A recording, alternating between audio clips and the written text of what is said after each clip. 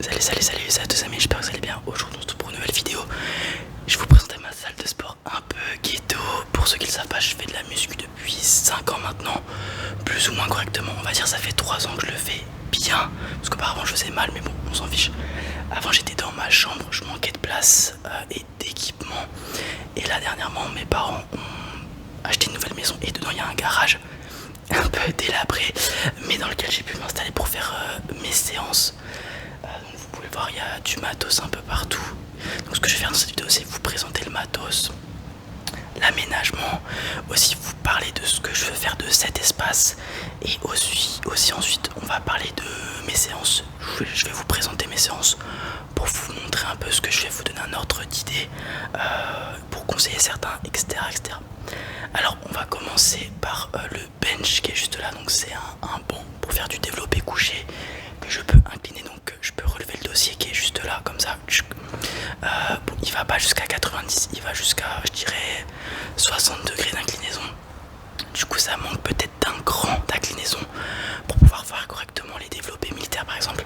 Je m'excuse si vous entendez l'extérieur, les voitures, tout ça. Comme j'ai dit, le garage est délabré, vous pouvez le voir, hein, je cohabite avec les araignées. Il y a des trous dans le plafond et la porte du garage ne se ferme pas, donc c'est à l'air libre. Donc un problème après l'autre. Je ne sais pas comment je vais faire cet hiver quand il fera moins 10 degrés, mais bon, ça on verra plus tard. Donc il y a le bench qui est juste là, super pratique.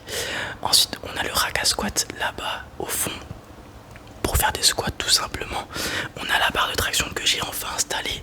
Ça fait un mois que je m'entraîne ici, mais j'avais pas la barre de traction qu'on a installée juste ici au-dessus de la vieille porte. Comme ça mes jambes elles peuvent se balader, enfin le mur ne me gêne pas, ce qui est très pratique.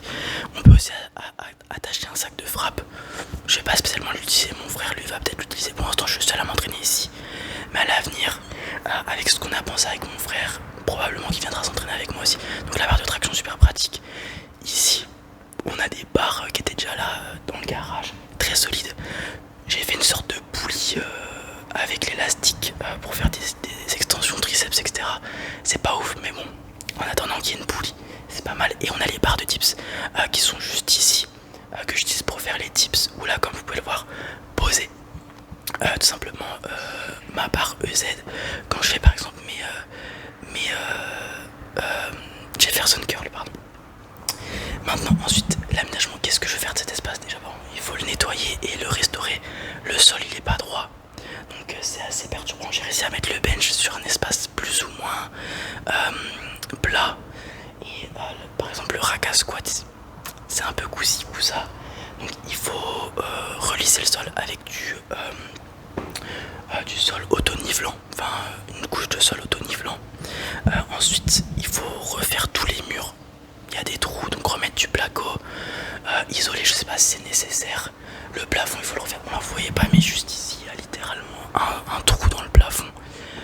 Donc il faudrait refaire superficiellement tout et réaménager le sol pour que ça soit bien plat. Réparer la porte pour pouvoir la fermer, parce que là pour l'été il n'y a pas de souci, il y a le vent frais qui vient quand je fais mes séances et tout, enfin le vent frais, le vent qui vient me rafraîchir et tout, il n'y a pas de problème. Mais à partir du mois d'octobre, même septembre, quand il va commencer à faire 15 degrés, 10 degrés, tout ça, ça va commencer à être hardcore. D'autant plus que j'ai un problème aux mains, j'ai le syndrome de Raynaud, ce qui fait que mes mains sont tout le temps congelées et sont parfois blanches, voire, enfin mes doigts sont parfois blancs, voire violets.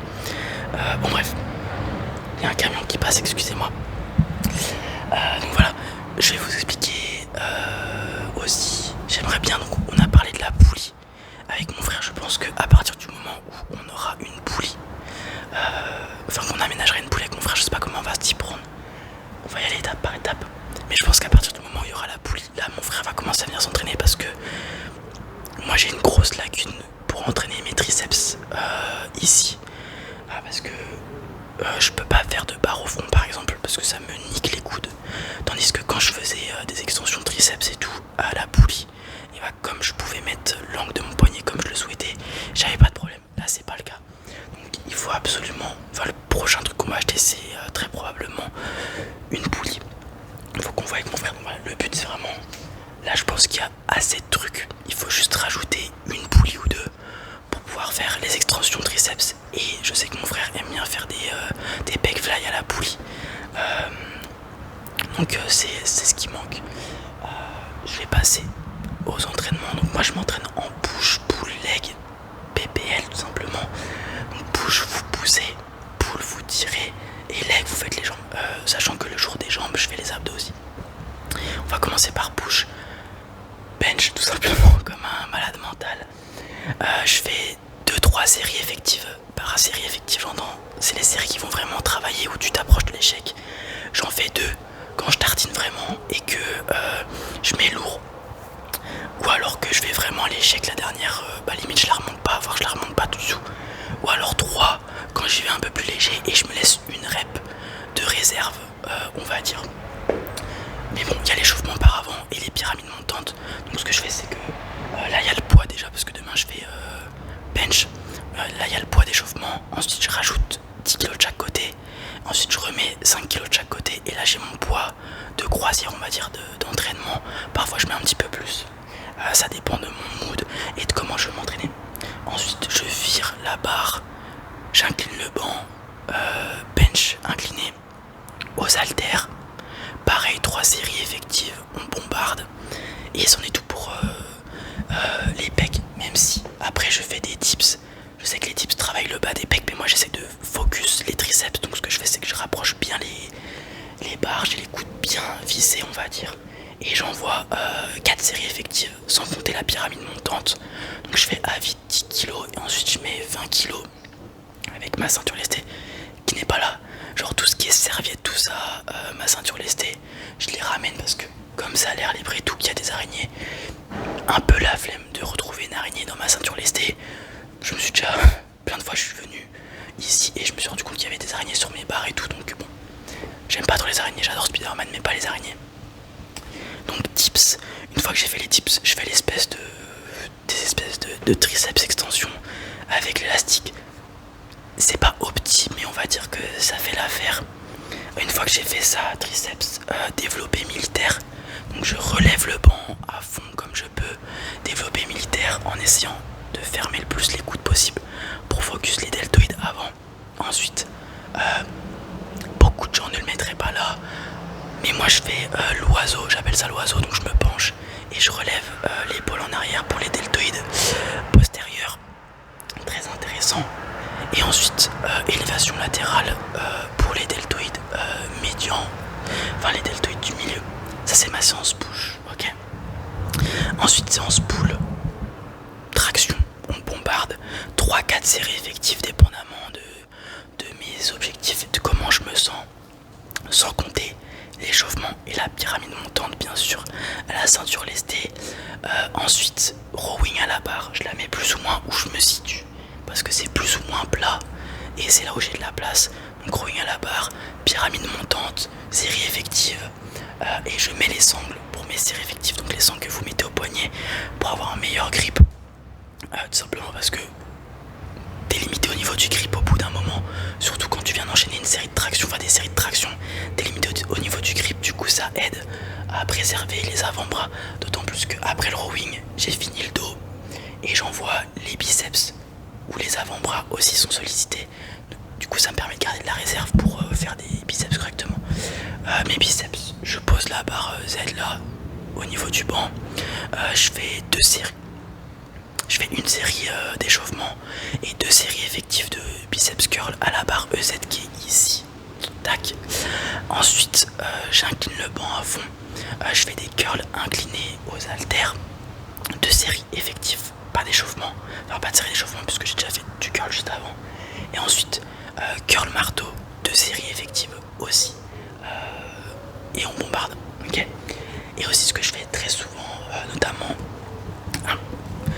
je vous conseille d'essayer, en tout cas moi ça m'a beaucoup aidé. Ce que je fais c'est de l'isométrique parfois.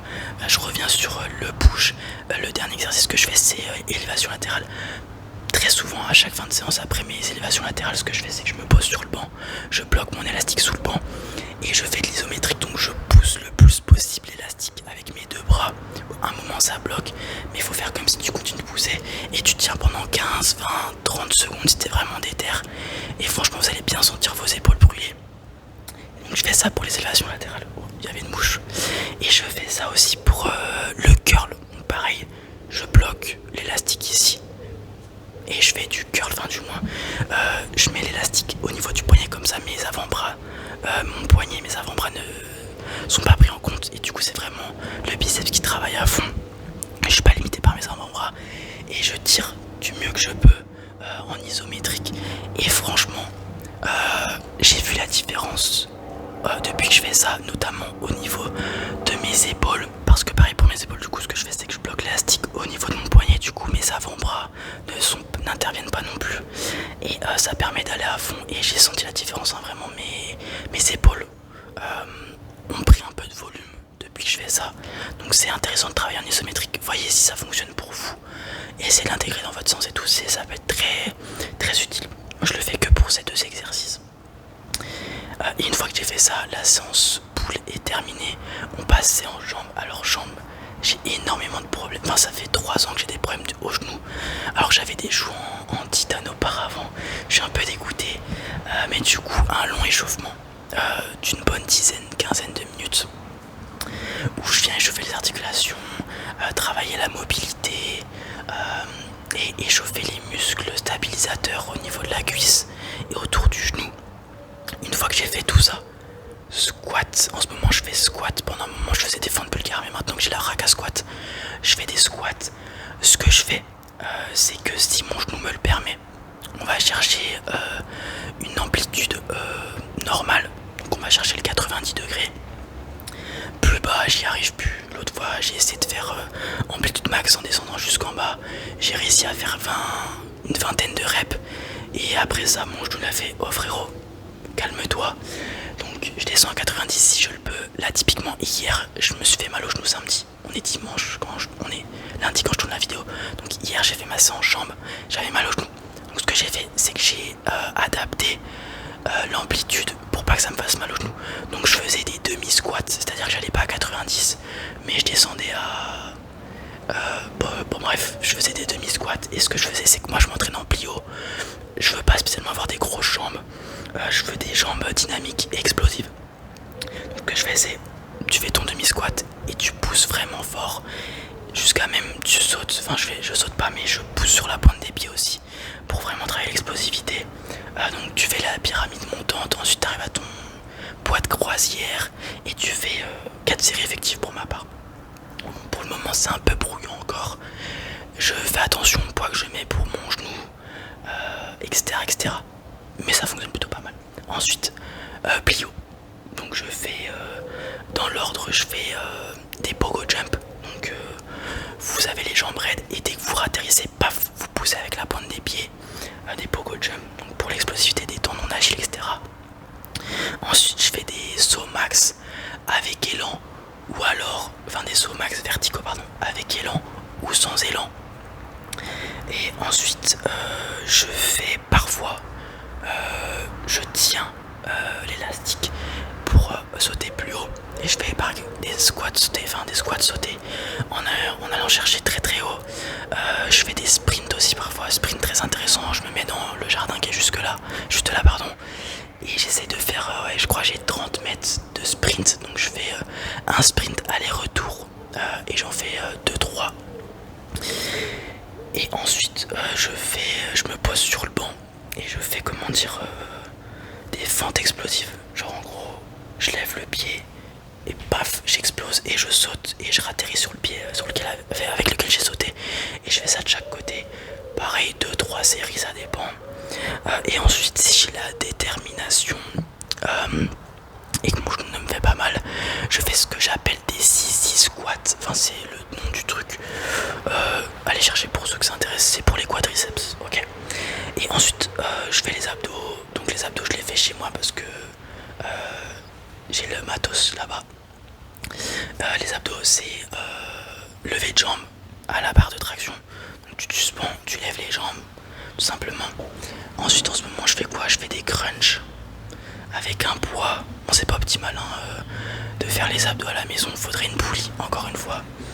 Donc crunch. Ensuite qu'est-ce que je fais? Je fais le suitcase là. Tu prends un haltère, tu mets des poids et tu te penches d'un côté, tac, et et tu relèves. Et ensuite je travaille l'anti-rotation comme je peux, pas à la poulie encore une fois, mais en gros je prends un élastique que je bloque dans mon escalier et je travaille la rotation. Tac, tac. Et le but c'est de vraiment tourner au max en isométrique encore une fois. Et ensuite du vacuum, si j'oublie pas, le vacuum c'est quoi? C'est quand tu rentres le ventre et ça travaille le transverse, donc c'est le muscle abdominal qui a sous les abdos visibles. Tout simplement, c'est ce qui fait que tu as le ventre plat entre guillemets. Enfin, c'est ce qui retient les organes de pas découliner partout. Et ensuite, une fois que j'ai fini tout ça, je fais des exercices de mobilité encore une fois pour mon genou. Donc je travaille la mobilité de ma hanche, de mes chevilles, parce que ma cheville droite est limitée par rapport à ma cheville gauche, et du renforcement musculaire pour mon genou avec différents exercices où j'entraîne par exemple, je crois que ça s'appelle le tibialis, le muscle qui a juste devant le tibia, des choses comme ça. Et voilà pour mes séances. Et du coup ça fait push pull leg, repos, ce qui fait que normalement dans une semaine type où j'ai pas de problème d'emploi du temps ou je ne sais quoi, je m'entraîne 6 jours par semaine avec un jour de repos. Voilà. J'espère que la vidéo vous a plu. Je pense que pour ceux qui font un peu de muscu, ça vous a intéressé. J'espère que je pourrai refaire une vidéo très vite pour vous montrer les avancements. Je suis un flemmard. On est une petite famille de flemmards. Donc je sais pas si ça va vraiment voir le jour très rapidement. Mais par contre ce que je peux dire c'est que ça verra le jour. Un jour. Combien de temps ça va prendre? Ça je ne sais pas. Mais on verra. Merci d'avoir regardé la vidéo. Je m'excuse s'il y a eu des bruits parasites etc. Comme je vous ai dit. La porte ne se ferme tout simplement pas. Donc voilà. Et puis voilà. Merci beaucoup. Passez une bonne nuit et puis à très vite. Ça m'aiderait bien.